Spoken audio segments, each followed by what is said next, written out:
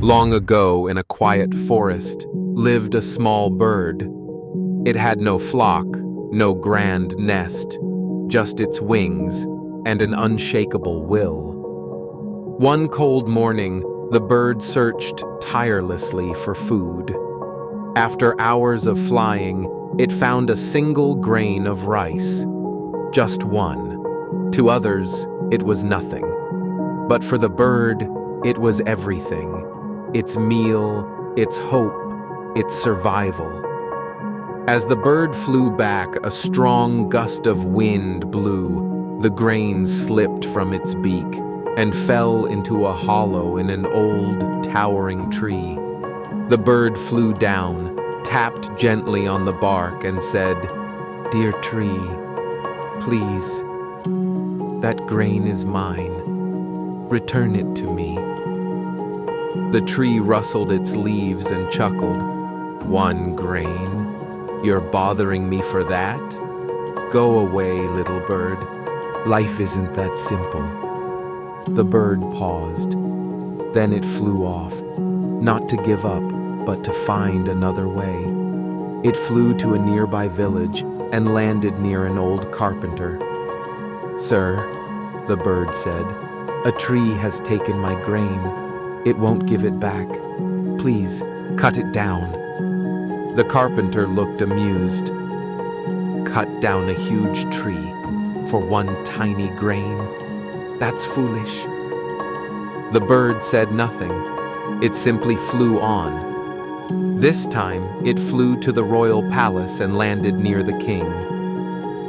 "Your Majesty," the bird said, "a tree has taken my grain."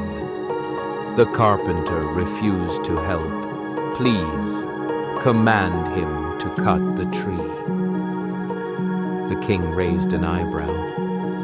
"You flew all this way for a grain of rice?" "Yes, Your Majesty. To you, it's small. To me, it's everything." The king sighed. "I cannot punish a carpenter over something so minor." The bird left the palace in silence, but not in defeat. "If no one will help me," it thought, "then I will make them listen." The next day, the bird approached the royal elephant handler. "Tomorrow, when the king rides through the forest, make the elephant go wild. Let him fall." The man was shocked. "You want me to endanger the king for a grain of rice?" The bird looked him in the eye. "If you won't help me, I'll find someone who will." It flew to a small ant by the river. "You can help," the bird said. "Crawl into the elephant's trunk.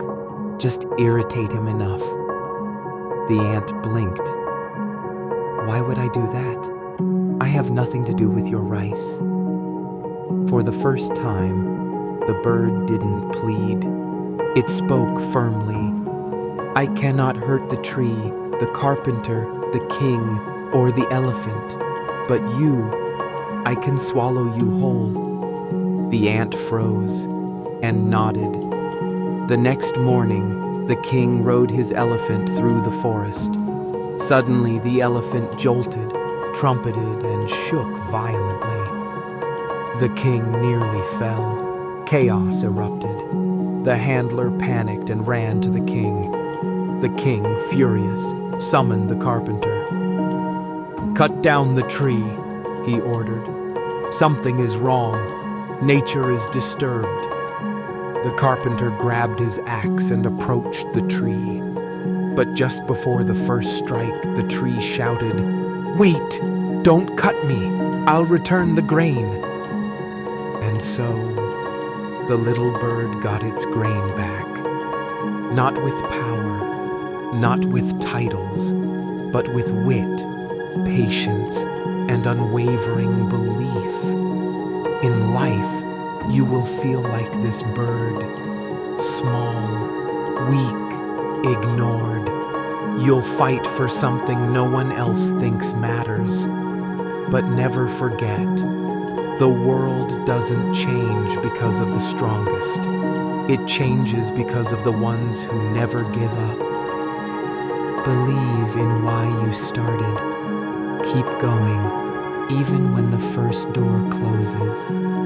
Because even the tiniest ant can shake an entire kingdom when guided by someone who dares to act.